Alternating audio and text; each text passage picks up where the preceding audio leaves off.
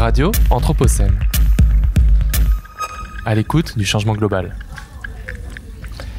Chères auditrices, chers auditeurs, bienvenue sur les ondes de Radio Anthropocène, en direct et en public depuis le Cinéma Comédia à Lyon, notre partenaire pour cette dernière journée du festival à l'école de l'Anthropocène. J'ai le grand plaisir d'accueillir à ma gauche Omar Rouaba, étudiant en cinéma à l'institution Cinéfabrique, n'est-ce pas ? En face de lui, Lily Violette Pellier, étudiante en cinéma également. Et à côté d'elle, Alban Jamin, professeur de cinéma, mais aussi compositeur de musique. Voilà, merci d'avoir accepté notre invitation à l'école de l'Anthropocène. Bonjour. Bonjour. Bonjour. Bonjour. Voilà, je vais me lancer dans une petite présentation que j'ai préparée. C'est l'argumentaire de cette émission. Hein. Donc, attention, ça va partir très sérieusement. Partons de l'idée que le cinéma est une immense bibliothèque dans laquelle se trouve, comme hébergée, encodée, une partie non négligeable des savoirs de l'humanité. Ainsi, il est tout à fait possible, grâce au cinéma, d'apprendre à survivre dans une forêt particulièrement hostile, d'apprendre à s'évader d'une prison, d'apprendre à devenir riche et célèbre, à piloter un avion, à conquérir l'homme ou la femme de sa vie, à défendre une ville contre les zombies, à voyager dans le futur ou dans le passé, etc., mais aussi, évidemment, d'apprendre à sauver le monde. On pourrait émettre l'hypothèse que si nous aimons à ce point le cinéma, c'est parce qu'il nous offre des repères pour vivre dans un monde incertain, compliqué, plein de confusion. Il nous permet de nous orienter grâce à un répertoire extrêmement vaste de situations de vie, grâce à un répertoire de modèles de caractère, de comportement et de différents problèmes à résoudre. Pour le dire plus simplement, j'ai parfois l'impression que le cinéma a réponse à tout, ou presque. Nous avons grandi avec des films et le cinéma nous enseigne, nous forme, nous donne des pistes d'action, de lecture, mais il véhicule aussi des valeurs, des schémas de pensée, des stéréotypes et des clichés, et c'est de ça dont j'aimerais parler avec vous aujourd'hui. Voilà, donc ce que j'aimerais vous proposer, c'est une sorte d'exploration, en fait d'exploration commune, une conversation autour de cette passion partagée. Ce n'est pas du tout un test, on n'est pas du tout dans un domaine académique, donc le but serait plutôt de se rafraîchir la mémoire, d'explorer différentes pistes, de balayer un petit peu, de rebondir sur des choses que ça nous évoque, notre discussion et les différentes références ou des idées que ça peut nous susciter, et éventuellement de répartir avec une petite liste, une petite envie de films à voir d'urgence ou la semaine prochaine ou avec des amis ou tout seul, ou des films dont on sent que ça pourrait nous aider à faire quelque chose mieux ou autrement, etc. Voilà, donc j'ai préparé 3-4 petites pistes parce que j'ai l'impression que le cinéma nous permet véritablement, en tout cas il a une petite ambition plus ou moins cachée ou parfois très affirmée de répondre à des questions clairement existentielles, quoi. On n'est pas au cinéma juste pour rigoler ou juste pour passer du temps, quoi, voilà. Donc, pour rentrer directement dans la conversation, je vous propose un premier extrait.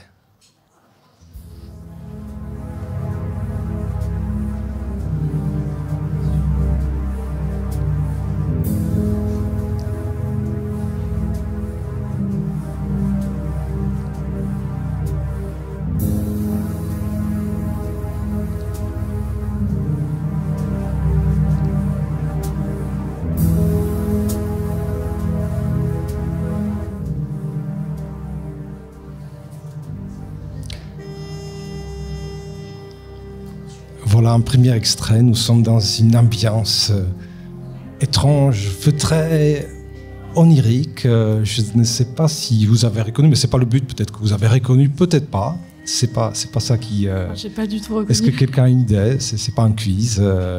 Twin Peaks. Twin Peaks, oui. Ah, nous sommes à Twin Peaks, mais nous sommes non pas, c'est pas la série là, c'est la musique du film Fire Walk with Me, donc de 92, qui est un prequel de la série, voilà. Enfin, j'avais envie évidemment de vous le proposer juste pour qu'on rentre dans cette ambiance que nous connaissons un petit peu, de cette ambiance de David Lynch dont on évidemment regrette la disparition récente.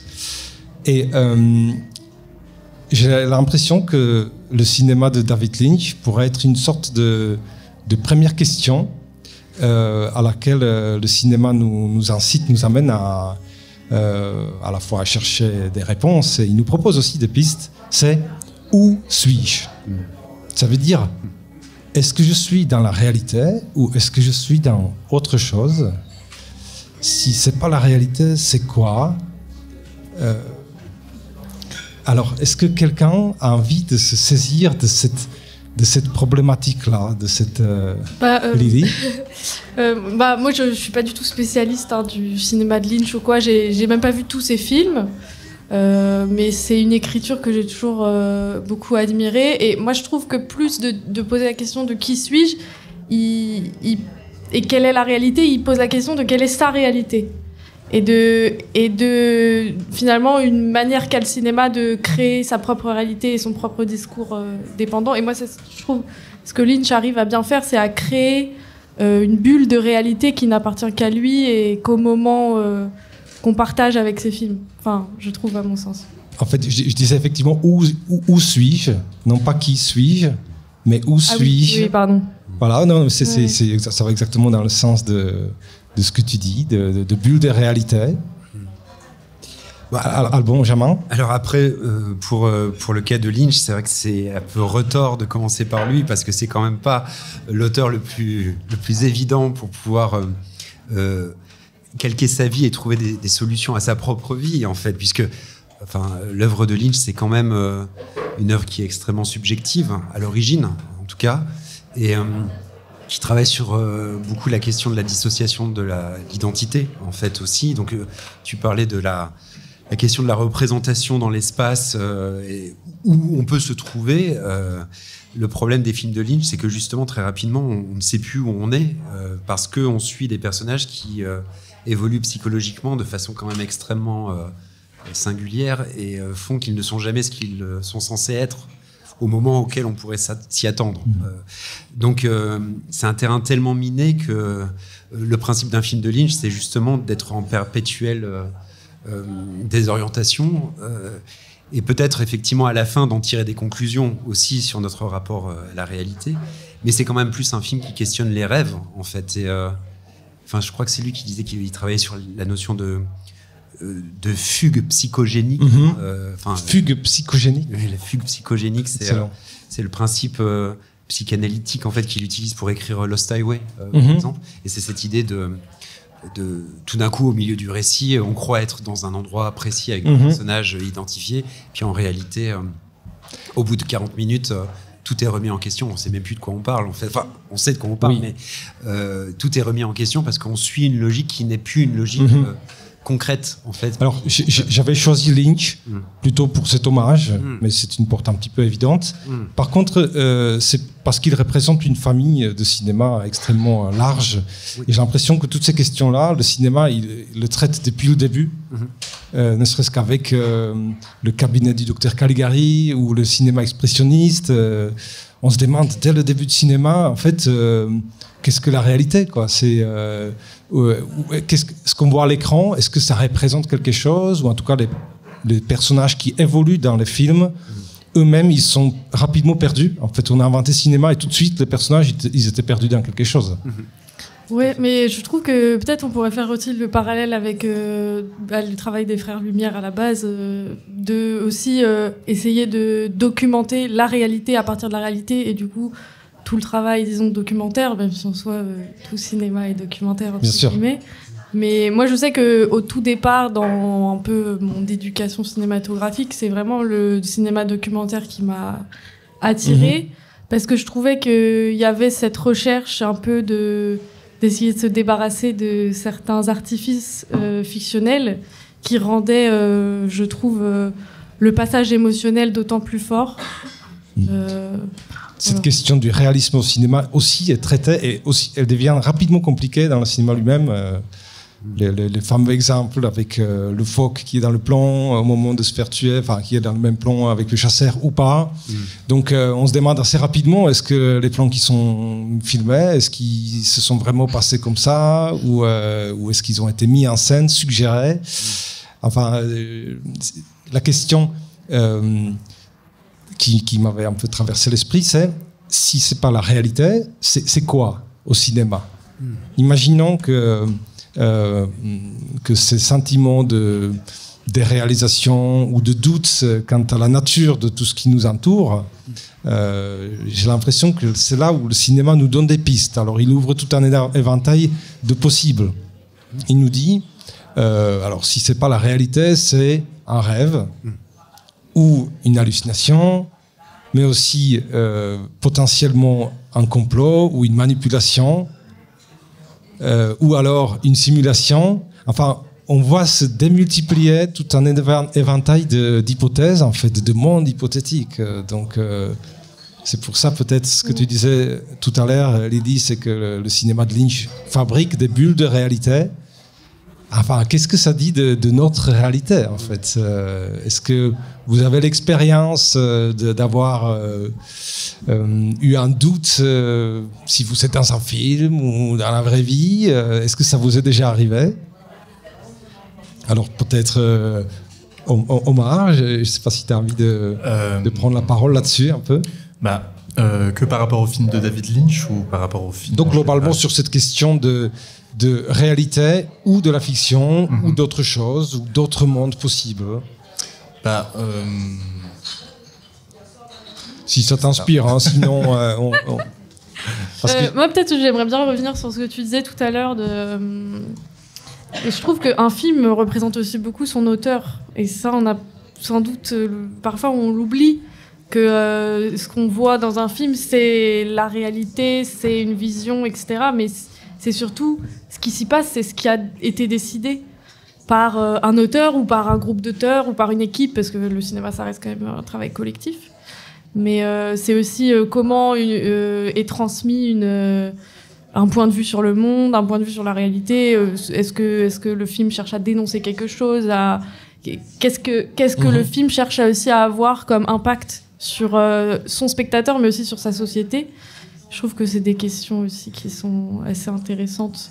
Parce que en tant qu'artiste... Justement, souvent, parfois, des films, ils proposent des hypothèses, justement, pour montrer ce qu'est la réalité, ce que n'est pas la réalité, ou en tout cas, montrer des personnages qui se posent cette question, donc par l'air intermédiaire, on est un petit peu pris dans cette tenaille. Donc, en fait, derrière cette proposition, il y a l'idée, est-ce que le cinéma peut nous aider à saisir ce qu'est la réalité, ce qu'elle n'est pas, si nous sommes dedans ou si nous sommes ailleurs, en fait? Est-ce que ça peut servir à quelque chose en termes de savoir?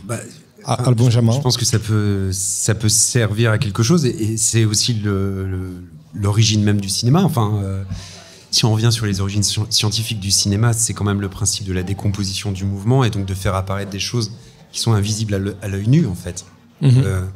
Quand on remonte avant même les Frères Lumière avec les chronophotographies, c'est bien, enfin, le fameux exemple du cheval au galop, qui a révélé des choses que personne n'avait pu voir auparavant. Enfin, l'idée que voilà, on avait toujours représenté les chevaux au galop d'une certaine manière, et on s'est rendu compte qu'il y avait des siècles de représentation de chevaux qui étaient devenus invalides parce que le cinéma avait prouvé que leurs pattes touchaient de telle manière le sol et que personne n'avait pu le percevoir à cette époque-là. Donc en fait, le cinéma, en fait, il a été très vite pensé comme un révélateur aussi d'un monde invisible.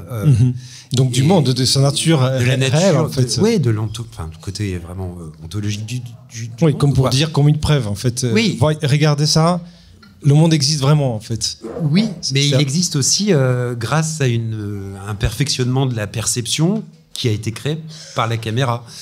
C'est-à-dire qu'en fait, il y a des choses qui nous mettaient dans une position de handicap sensoriel, en fait, et de perception.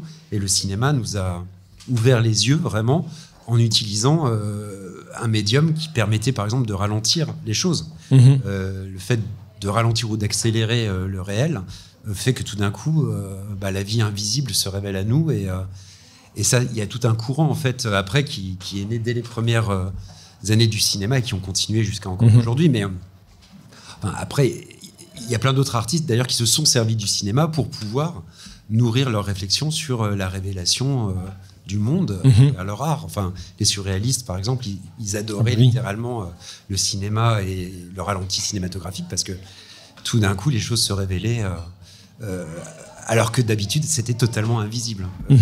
Ou de l'ordre de l'anecdotique. Et ce qui était anecdotique devient tout d'un coup vertigineux, quoi. Et en même temps, ça ouvre une sorte de fenêtre sur la possibilité de manipulation, hein, parce qu'on peut fausser certaines choses, donc au moment où on peut apporter des preuves, on peut aussi... cinéma ou pas de cinéma, oui, bien sûr, parce qu'avec la vidéo, l'art vidéo, même les réseaux sociaux et tout, on est aujourd'hui à une époque où l'image est un pouvoir aussi, mais pas forcément artistique. Oui. Il faut aussi concevoir l'image et le traitement de l'image et la manière dont elle circule de façon non artistique aussi, je trouve. À l'époque des fake news, comme on dit, n'est-ce pas, où même l'IA des images générées, en fait, la nature, la réalité, enfin, la preuve par l'image devient même à la limite presque indécente de le considérer comme preuve, parce qu'on ne sait plus dans quoi on est. Hein. Oui, mais comme disait Lily, en fait, c'est aussi cette idée que le cinéma, la vocation du cinéma, elle a été très liée à une idée de matérialisme très concret, en fait. C'est-à-dire que les toutes premières décompositions du mouvement, je reviens là-dessus parce que c'est quand même assez révélateur sur comment on a mieux réussi à appréhender le monde, quoi. C'était l'armée, en fait, qui avait demandé à Marais de faire marcher des soldats avec des bagages sur le dos, et le ralenti permettait de décomposer le mouvement du soldat et de comprendre comment on pouvait optimiser son déplacement dans l'espace pour être plus offensif sur le terrain pendant la guerre en décomposition de son mouvement de marche. Ah, d'accord, en fait. J'avoue, j'ignorais complètement ce passé militaire du cinéma, sa fonction militaire. Et donc en fait, c'est intéressant parce que beaucoup d'innovations qui ont permis de mieux voir le monde au cinéma ont des origines militaires ou scientifiques en lien avec une forme de militarisme, quoi. Donc c'est à la fois esthétique, mais c'est aussi quelque chose qui effectivement des fois a une vocation qui n'est pas que artistique ou humaniste, quoi. D'accord. Et maintenant, sur le plan de scénario, en fait, de récit que ça véhicule entre la réalité et autre chose, potentiellement. Moi, j'ai souvent pensé, par exemple, à la situation du Covid, quand on sortait dans les rues et il n'y avait absolument personne. Et en fait, de tout ce que mes parents, l'école m'avaient enseigné, appris, en fait, il n'y avait aucune clé utilisable là-dedans. Les seules pistes que j'avais, en fait, c'était le cinéma. C'était des catastrophes, des apocalypses au cinéma, des virus au cinéma, des confinements, en tout cas des cinémas, des films de disparition de l'humanité. La littérature aussi, bien sûr, mais le cinéma encore peut-être plus fortement par les rues désertes. Donc, mais surtout, le cinéma nous a marqués par des récits dystopiques qui nous ont aussi, dans cette situation de stress, d'épidémie, etc., matrixé un petit peu dans une idée dystopique, quoi. Je pense que ça nous a quand même un c'est ça que j'aimerais bien qu'on explore un petit peu, cette histoire de... Ça nous donne des clés pour décoder, mais aussi c'est des grilles de lecture au travers lesquelles on regarde. Donc ça nous oriente le regard aussi, parce qu'il y aurait potentiellement d'autres manières de lire la situation d'un confinement, hein. Mais nous, tout de suite, enfin moi, c'était les zombies, quoi. C'était...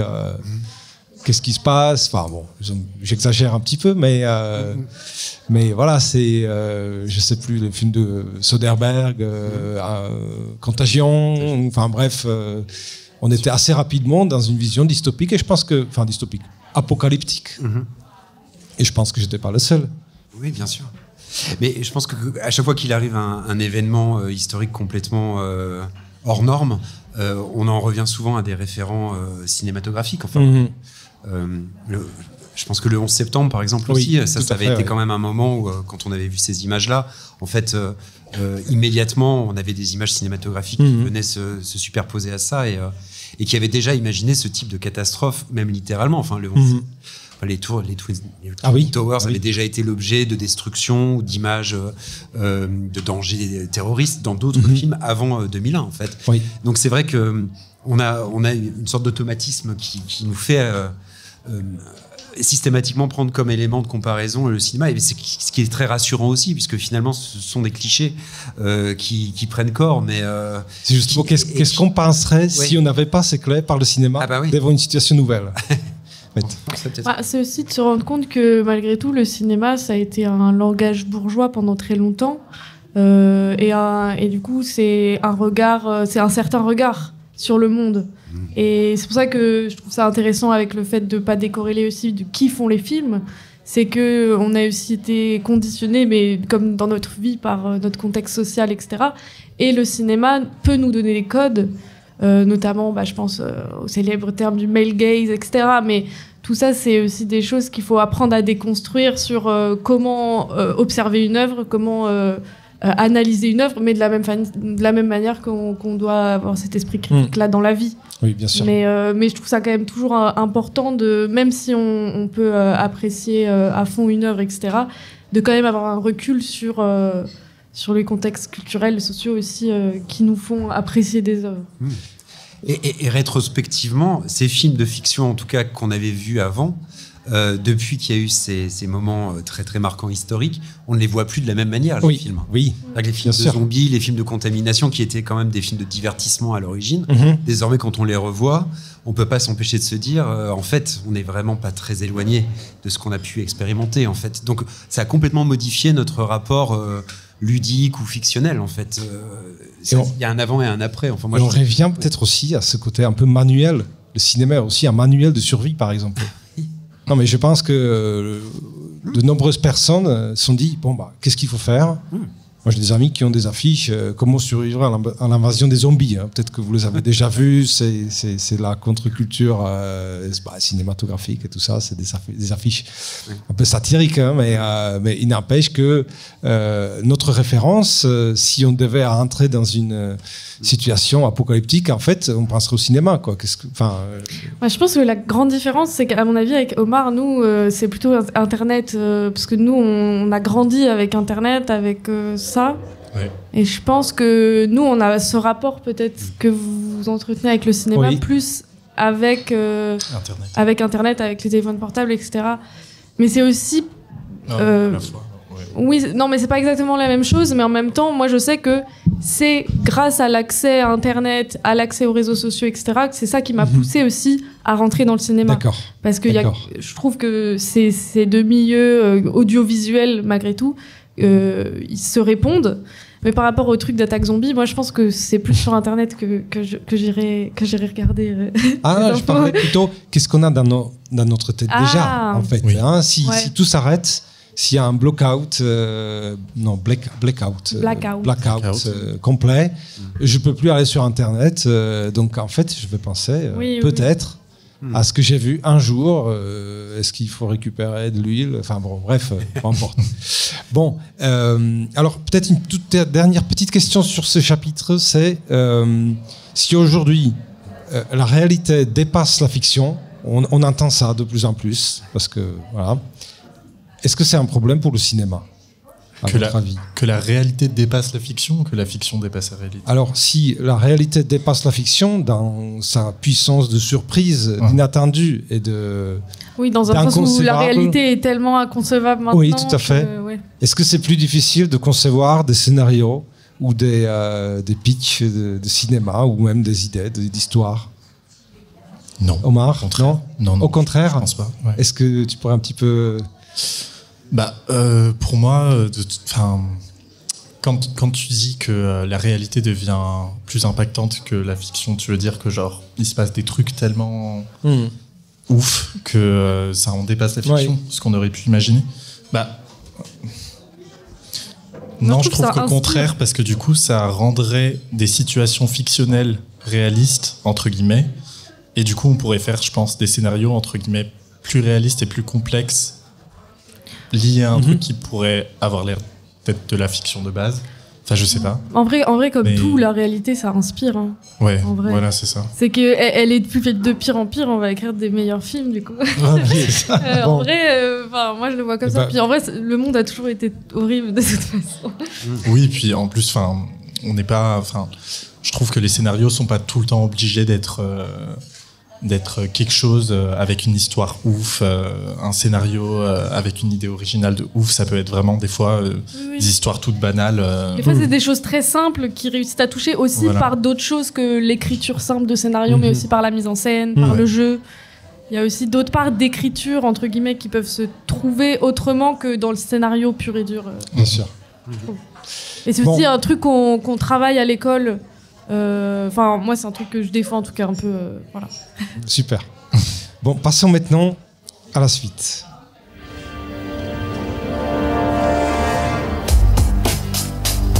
La matrice est un système, Néo. Et ce système est notre ennemi. Quand on est à l'intérieur, qu'est-ce qu'on voit partout ? des hommes d'affaires, des enseignants, des avocats, des charpentiers. C'est avec leur esprit qu'on communique pour essayer de les sauver. Mais en attendant, tous ces gens font quand même partie de ce système, ce qui fait d'eux nos ennemis. Ce qu'il faut que tu comprennes, c'est que pour la plupart, ils ne sont pas prêts à se laisser débrancher. Bon nombre d'entre eux sont tellement inconscients et désespérément dépendants du système qu'ils vont jusqu'à se battre pour le protéger. Est-ce que tu m'écoutes, Léo? Ou est-ce que tu regardes cette femme en robe rouge? J'étais regardant. Bon, une réaction à chaud, quelqu'un? Super, non, je déteste.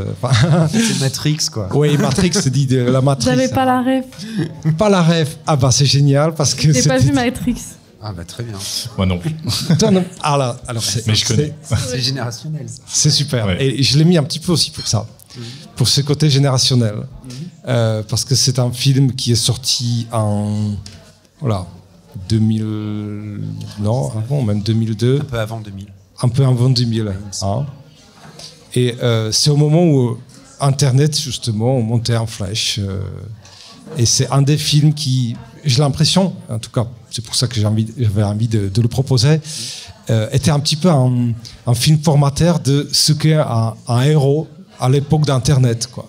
Et même, j'ai toujours l'impression que ici et là, soit tout à fait par une référence directe, y compris de la part des intellectuels sur les tables rondes, parler de la matrice, c'est quelque chose qui est devenu absolument ordinaire, banal.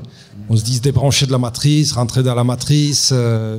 On peut entendre ces discours à gauche, à droite, au centre. Enfin, en fait, tout le monde l'utilise à sa sauce, à sa manière, pour dire quelque chose. Enfin, sur le côté éveil, manipulation. Alors, peut-être, Alban, est-ce que c'est un film générationnel, à ton avis? Alors oui, je pense que c'est vraiment un film générationnel parce que déjà ça avait été un impact énorme quand il était sorti en tant qu'expérience de cinéma pour le coup, parce que c'était un des premiers films à évoquer justement toutes ces thématiques des réseaux sociaux, des simulacres, de la réalité alternative, mais qui existaient déjà avant dans d'autres films. Oui. On s'est beaucoup extasié sur Matrix, mais si on regarde Vidéodrome de David Cronenberg, il y a déjà ce thème chez Cronenberg dès les années 80. Il y a d'ailleurs une bonne brochette de films qui disaient à peu près la même chose. Oui, tout à fait. Il y a sur le fil avec Fassbinder notamment. Enfin bon, il y a Dark City qui sort au même moment. Dark City aussi. Oui. Non, mais c'est vrai que bon, après la grande force de Matrix, c'est que ça a réussi à tout d'un coup rentrer en phase avec beaucoup de choses simultanément, quoi. C'est-à-dire esthétiquement, thématiquement, de par l'incarnation par les acteurs aussi, les effets spéciaux. Enfin, il y a eu comme une espèce de point focal de tout, toute la fin des années 90 dans ce film, qui a servi de matrice pour le coup sur tout ce qui a suivi aussi dans l'histoire de la production des films hollywoodiens, et notamment les effets spéciaux. Mais comme tu le disais, le problème de Matrix, c'est que c'est presque insaisissable, en fait. C'est ce qui fait sa force, et en même temps, c'est le profond agacement qu'on peut avoir en le voyant. Tout le monde peut s'en emparer, on peut dire ce qu'on veut de ce film-là. Mais j'avais envie de le proposer, parce que, au-delà du film lui-même, il présente une sorte d'archétype de héros. En fait, de héros contemporains. Et j'ai l'impression qu'il répondait en cela à une question tout à fait existentielle, c'est qui suis-je et qui sont les autres, qui est le corollaire un petit peu. Et cet extrait qui est une sorte de trailer qui traîne sur Internet où on explique en fait tu n'es pas dans la réalité, tu es dans quelque chose, voilà, t'es ceci et les autres en fait c'est des ennemis, c'est des agents. Il y a une forme de paranoïa même pas cachée en fait dans le film. Et cette opposition entre le héros qui est au centre de l'histoire et les autres qui sont soit des alliés, soit des ennemis. Auquel il doit s'allier ou qu'il doit détruire, c'est quelque chose qui a beaucoup résonné, enfin qui résonne dans le cinéma en fait. C'est tellement archétypal ici que c'est tellement proche de ce voyage de héros cette quête. Donc, si on revient plutôt sur le côté scénario, écriture de l'histoire, c'est le héros qui est embarqué dans un voyage, etc. Ça épuise absolument tous les codes et qui les remet dans le contexte d'Internet. Oui. Tout en étant très réactionnaire aussi sur le scénario en lui-même, puisque finalement c'est l'histoire d'un élu qui s'ignore en fait et qui finit par découvrir qu'il est l'élu, mais il veut pas l'accepter. Donc pendant pas mal d'épisodes, il va tergiverser, puis finalement il va accepter d'être l'élu. Il va se sacrifier, il va finir crucifié. Et encore une fois, ce qui était censé être un film extrêmement novateur retombe dans des stéréotypes bibliques, enfin très très très marqués en fait. Hein. C'est exactement la réflexion que je me suis fait aussi avec des années, petit à petit.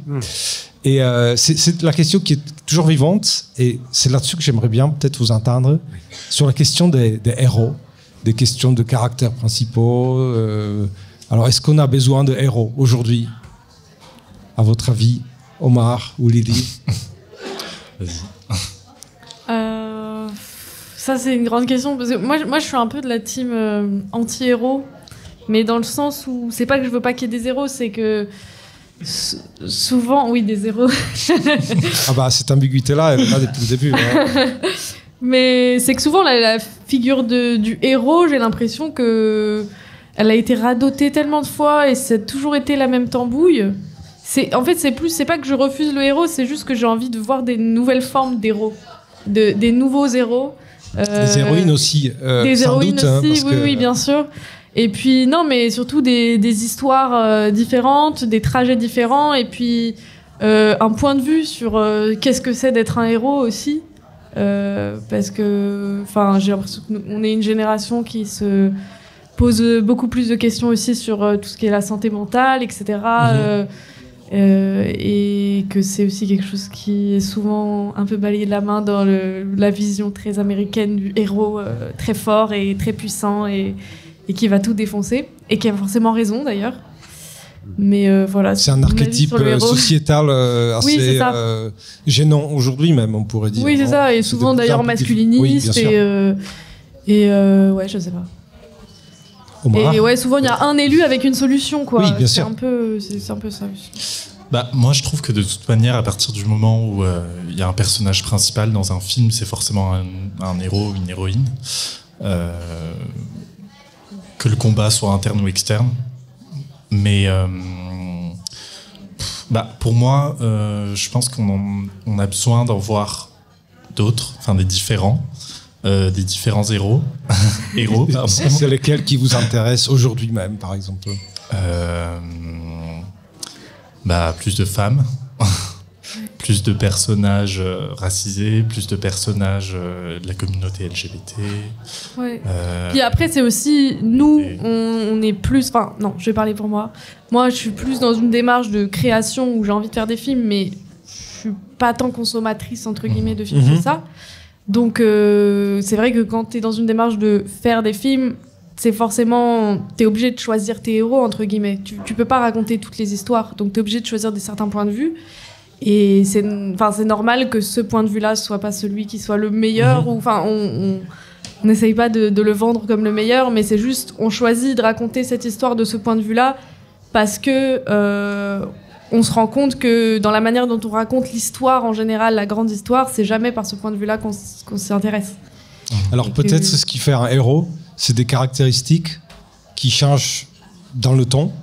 Peut-être que le héros d'aujourd'hui, ça n'aurait pas été un héros il y a 50 ans. Peut-être que Jean Gabin, avec son Marcel, quand il apparaît à l'écran, peut-être qu'il faisait déjà un petit peu moins d'effet dans les années 80, je sais pas. Est-ce que les héros évoluent? Est-ce qu'on évolue avec eux? Sur ce plan-là, le cinéma continue peut-être à proposer des caractéristiques nouvelles et en fait, il véhicule des valeurs. Hein. C'est ça qui m'intéresse là-dedans. C'est sur cette question de qui suis-je? Il y a des choses qui sont valorisées, d'autres qui sont au contraire dévalorisées. Donc, personnellement, c'était par exemple Big Lebowski qui était un vrai héros pour moi, peut-être bien plus que Neo de Matrix, n'est-ce pas? Mais si on regarde le cinéma peut-être plus récent, pour vous, est-ce que vous avez des héros, des gens qui vous inspirent littéralement? Peut-être qui, non Omar, non. Albon. Moi, je n'ai plus de héros.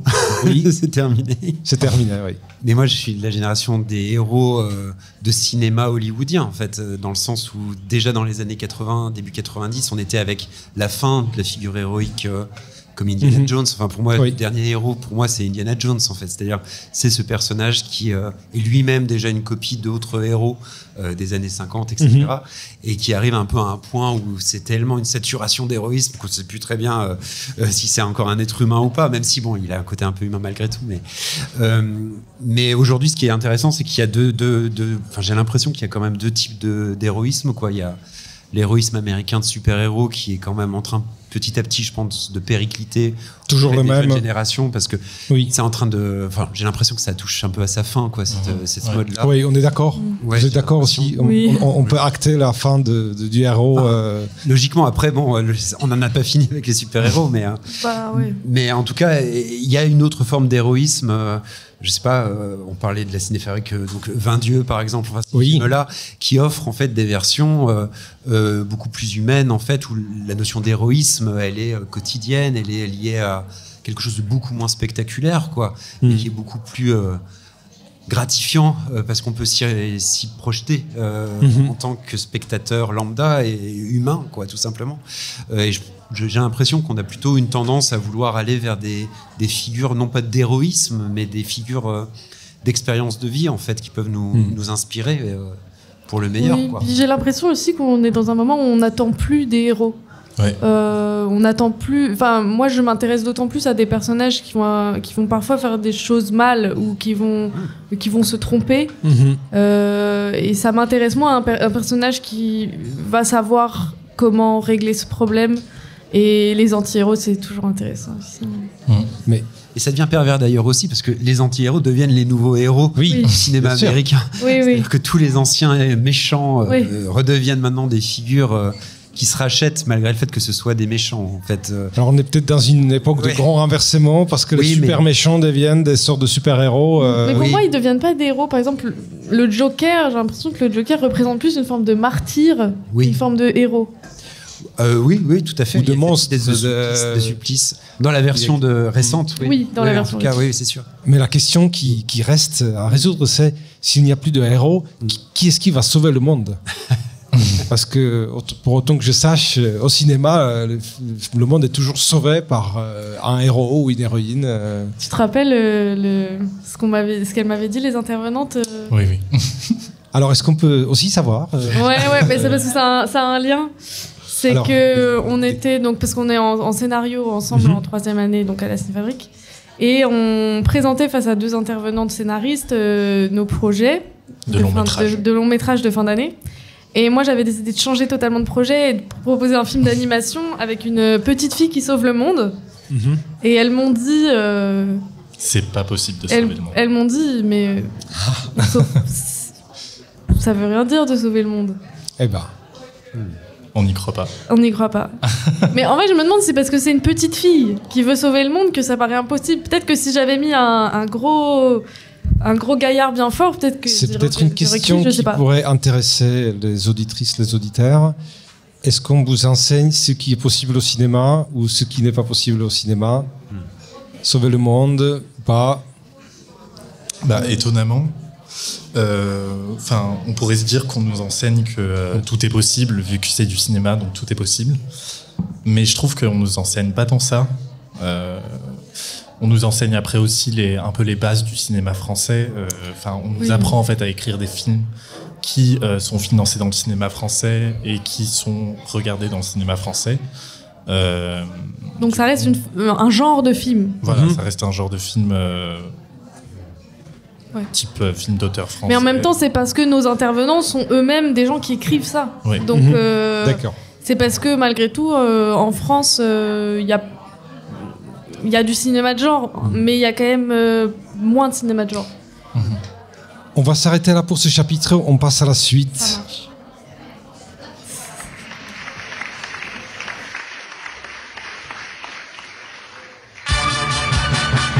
Why are we here? What's life all about? Is God really real? Or is there some doubt? Well, tonight we're going to sort it all out. For tonight, it's the meaning of life. What's the point? Alors, une petite réaction peut-être. Alors, je vais peut-être traduire. Pourquoi sommes-nous ici? À quoi sert la vie? Dieu existe-t-il vraiment ou y a-t-il un doute?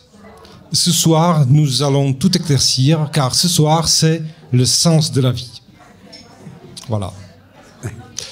J'ai toujours pas la ref. Toujours pas la ref. C'est pas un quiz non plus.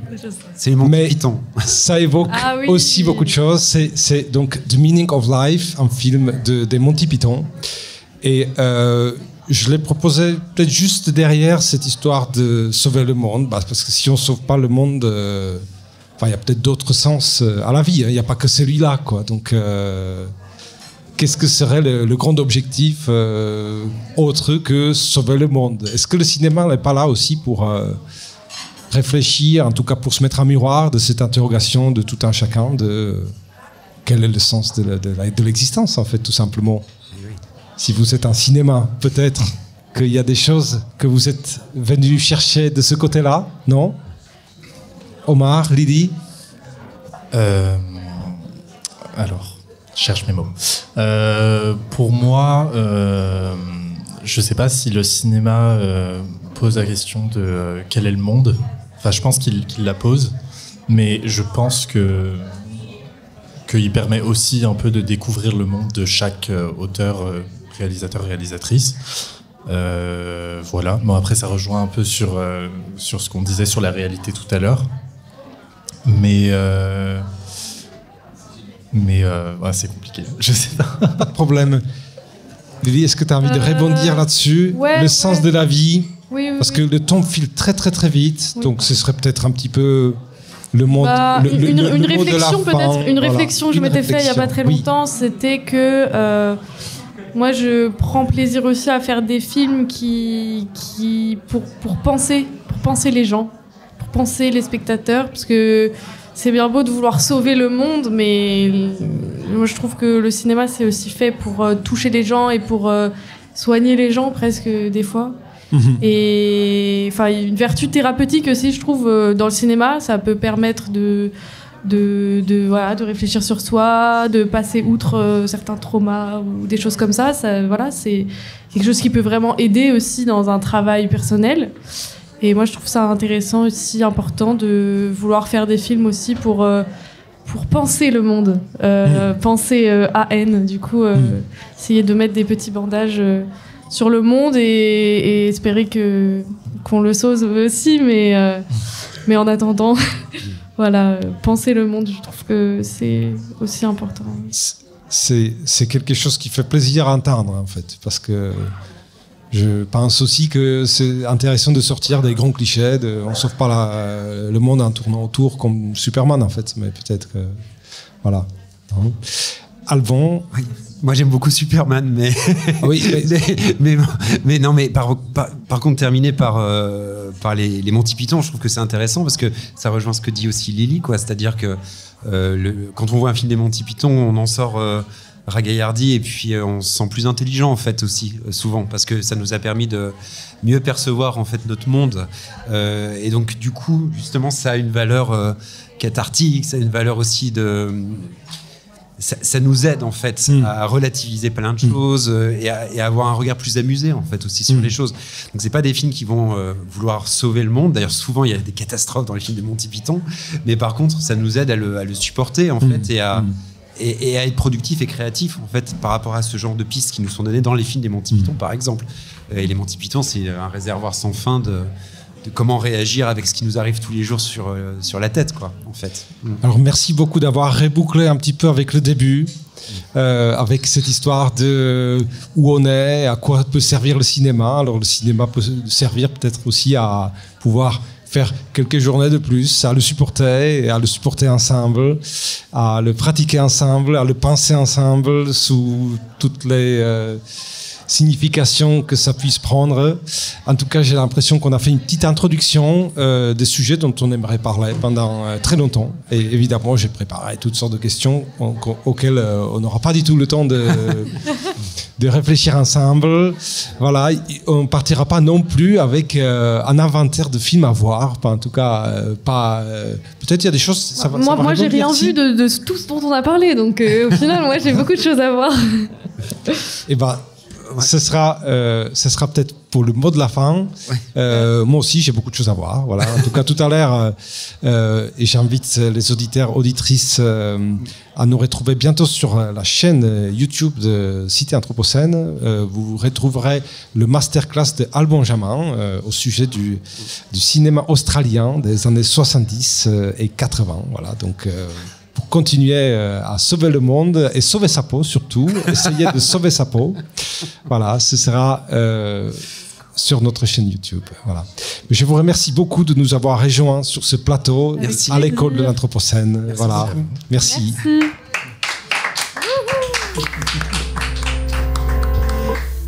Radio Anthropocène, à l'écoute du changement global.